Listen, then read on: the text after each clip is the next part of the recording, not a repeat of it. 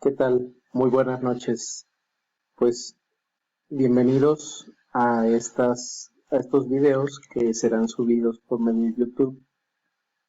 en el que iniciaré con el grupo de las charlas sabatinas un curso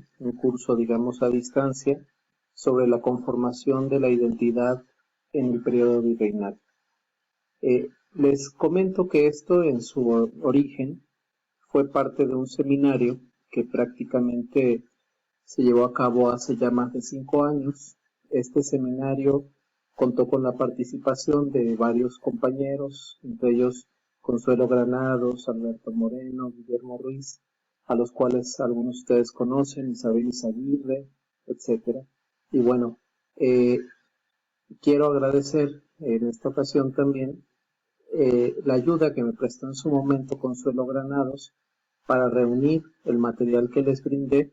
y poder, con esta recopilación, ahora poder ofrecérselos a ustedes por medio de estos videos. Bueno, entonces,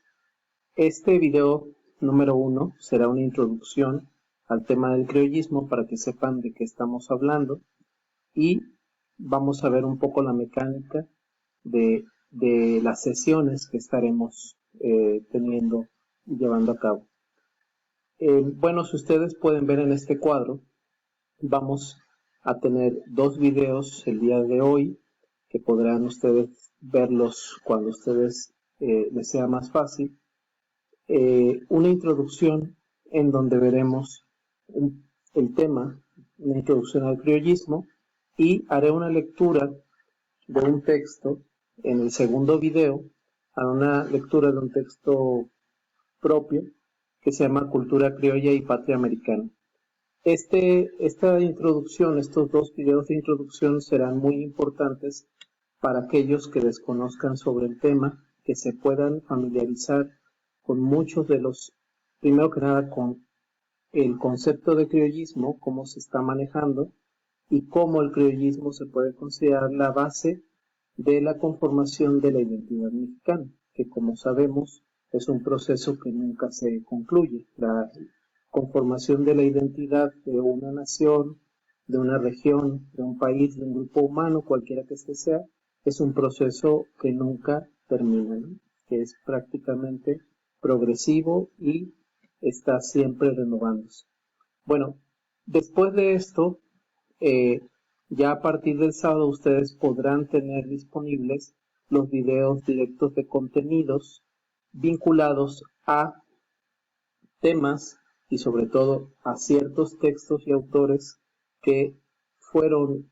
importantes o que podríamos considerar claves para la conformación de esta identidad criolla en el periodo virreinal, que será, como dijimos, la base de la identidad mexicana.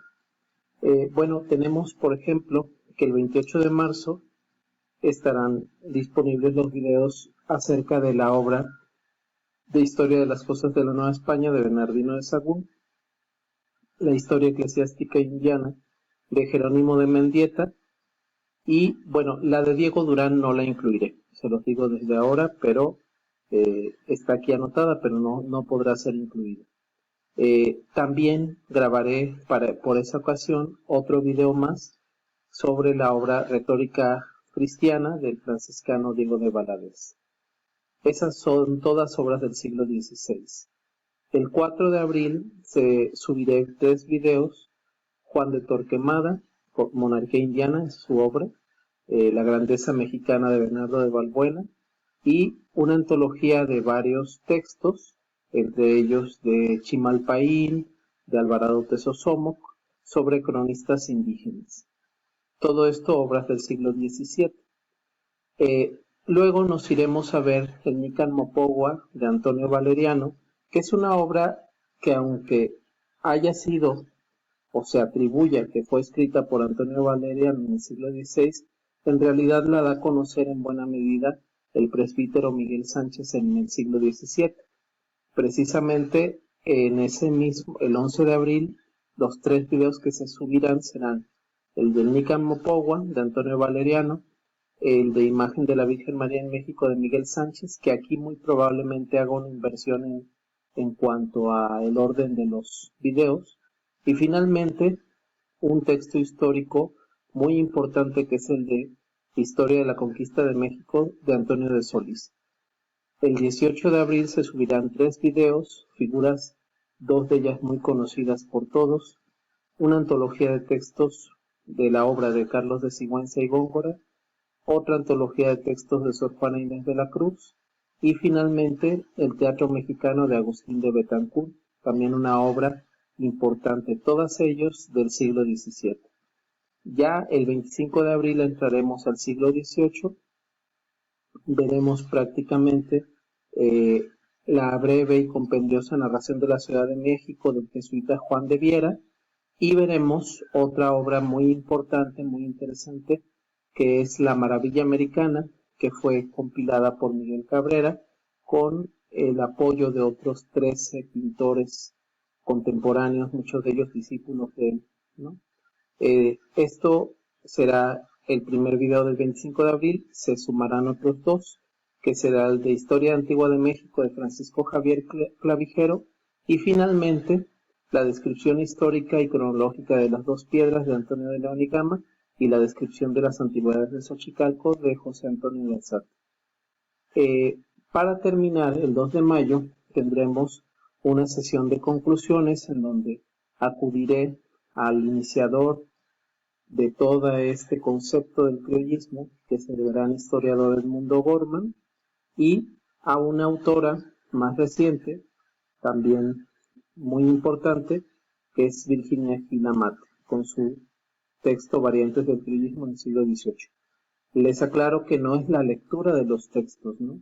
Lo que vamos a hacer es un análisis de estos textos que me parecen importantes para que ustedes puedan entender mejor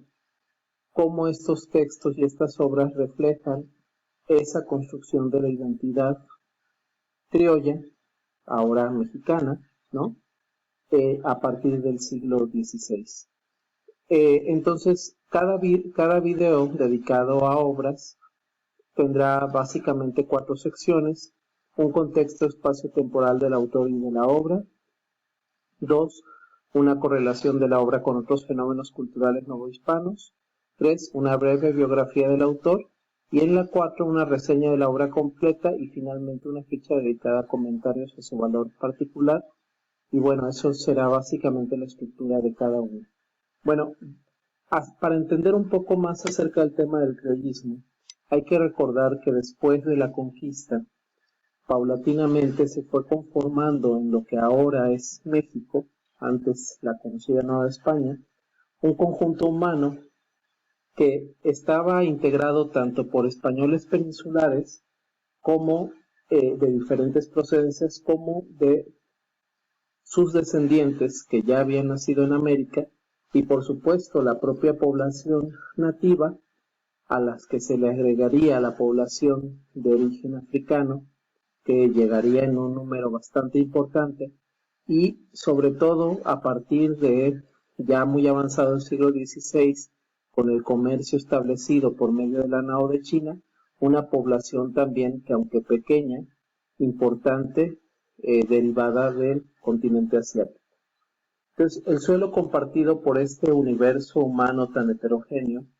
se convertiría con el paso de las generaciones en un importante factor de identidad y arraigo, sobre todo para aquellos como los criollos, cuyo único elemento de distinción respecto a los españoles en el periodo temprano de la colonización se reducía a la mera circunstancia de haber nacido en América, lo cual, más que ser un rasgo distintivo favorable, les confería en primera instancia el cariz de un grupo de exiliados. El sentido de identidad y pertenencia, fundamentos del denominado orgullo criollo, se irá construyendo a partir de diversas circunstancias y momentos, teniendo como fundamentos en el siglo XVI la idea ya descrita de América como una tierra providencial, difundida sobre todo por los franciscanos; el nacimiento de los primeros cultos locales impulsados por el clero americano; y el derecho natural que investía a aquellos nacidos en ello. Las expresiones más tempranas de este sentimiento de arraigo y de pertenencia que se fue desarrollando respecto al territorio americano, pudieron tener como factores desencadenantes circunstancias políticas y jurídicas, como por ejemplo el problema de la alternativa que se dio particularmente en las órdenes mendicantes, en la orden agustina, acerca de cómo se tendría que elegir a los padres provinciales, y bueno, esto dio pie a algo que se llama el problema de la alternativa, de lo cual vamos a hablar un poco en alguno de los temas, o el derecho de las tierras, ¿no? Por supuesto, esto sabemos que dio pie a grandes abusos y despojos, pero también a una discusión legal, ¿no? Por parte de los naturales, los propios criollos y los españoles. Pero iría cobrando a la vez un cariz especial que buscó dotar a esta identidad americana de un conjunto de símbolos propios y distintivos que le dieran unidad y legitimidad, mismos que se convertirían en expresiones de un nuevo y rico imaginario, cuyo momento cumbre llegaría con la introducción de la cultura del barroco en el continente. Lo que ahora denominamos como criollismo comenzará a expresarse con la exaltación del paisaje y sus bondades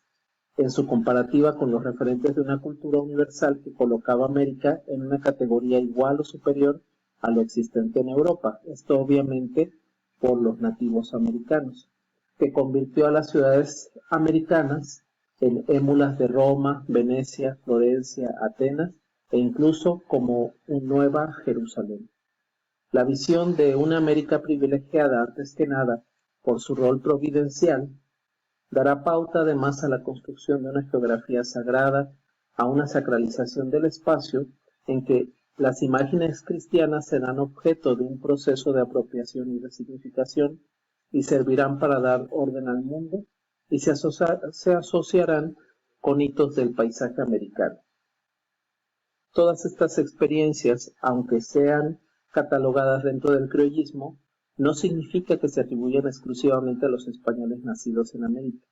Incluso algunos indígenas educados en la cultura europea y convertidos al cristianismo, o españoles ya avecindados en tierras americanas, participaron de ellas de una forma aún más temprana que los propios criollos.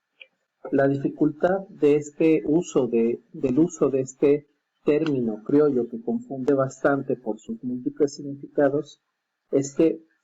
parece ponerse límite el fenómeno a un grupo humano en base a una categoría racial, pero esto no es así. Edmundo Gorman, cuando él acuña este término, este concepto, en su muy importante texto Meditaciones sobre el criollismo, lo que dice es que el criollismo es, pues, el hecho concreto en que encarna nuestra idea del ser de la Nueva España y de su historia, pero no ya entendido como una mera categoría racial o de arraigo domiciliario, ni tampoco como un tema más entre otros de la historia colonial, sino como la forma visible de su interior dialéctica y la clave del ritmo de su desenlace. Entonces, Edmundo Gorman, por supuesto que considera pertinente incluir al universo indígena dentro del concepto de criollismo, sí se considera no como un fenómeno racial, sino como un fenómeno de afirmación de identidad propio de las sociedades virreinales en proceso de construcción y maduración, y los indios, si bien ya se encontraban allí antes que los españoles, se vieron forzados a integrarse en la nueva realidad, un mundo nuevo que se construía también ante ellos y con ellos. Ellos participaban con un rol esencial en la configuración de esta nueva patria americana, que era tan india como indiana, ¿no? Entonces, vamos a dejar hasta aquí este primer video con estas reflexiones sobre lo que es el concepto del criollismo, y posteriormente veremos en el video número 2 un poco de cómo se dio el desarrollo de este concepto y sobre todo cómo se fue construyendo poco a poco los primeros vestigios de esa identidad americana. Bueno, estamos entonces en contacto y pues muy buenas noches.